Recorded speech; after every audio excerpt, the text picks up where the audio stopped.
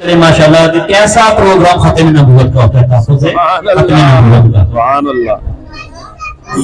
اگر آپ چاہتے ہیں کہ بروز محشر نبی کریم صلی اللہ علیہ وسلم کی ہمیں شفاعت نصیب ہو تو کسی بھی قادیانی کا دوست نہ بناؤ۔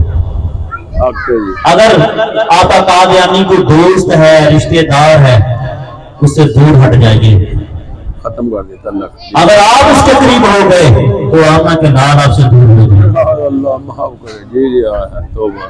یہ بہت خطرناک جماعت ہے یہ قادیانی۔ ایسے ایسے کفریہ کلمات ہیں جو میں آپ کو بتا نہیں سکتا ان لوگوں کے کیا عقائد ہیں۔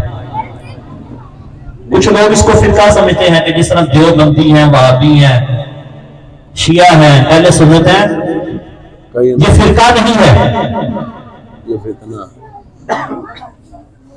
اس جماعت کو آپ فرقہ نہ سمجھیں، یہ وہ جماعت ہے جو سب کو اپنے ساتھ جہنم میں لے جائے گی۔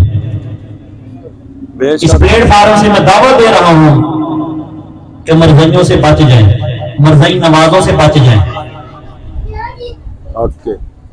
امام اعظم ابو حنیفہ رحمہ اللہ سے ایک شخص نے سوال کیا کہ ایک شخص نے نبوت کا دعویٰ کیا ہے، کیوں نہ میں جا کے اسے کوئی دلیل مانگوں؟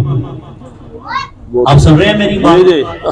امام اعظم سے ایک شخص نے کہا کہ ایک بندے نے نبوت کا دعویٰ کیا ہے، میں جا کے اسے دلیل نہ مانگوں؟ اگر کوئی نبی ہے تو یہ کر کے دکھا دے۔ تو امام اعظم رحمۃ اللہ علیہ نے ارشاد فرمایا جو اسے دلیل مانگے گا وہ بھی کافر ہے، کیونکہ میرے نبی کے بعد کوئی نبی آ ہی نہیں سکتا۔ جو بھی آئے گا وہ جھوٹا ہوگا، لعین ہوگا، وہ کذاب ہوگا۔ آپ صلی اللہ علیہ وسلم نے ارشاد فرمایا میرے دنیا سے جانے کے بعد اس وقت تک قیامت برپا نہیں ہوگی جب تک 30 دجال نبوت کا اعلان نہ کر دیں۔ 30 ایسے شخص پیدا ہوں گے جن میں سے ہر کوئی کہے گا میں نبی ہوں۔ آپ صلی اللہ علیہ وسلم نے فرمایا وہ نبی نہیں ہوگا، وہ جھوٹا ہوگا، لعین ہوگا، مرتد ہوگا، وہ شیطان ہوگا۔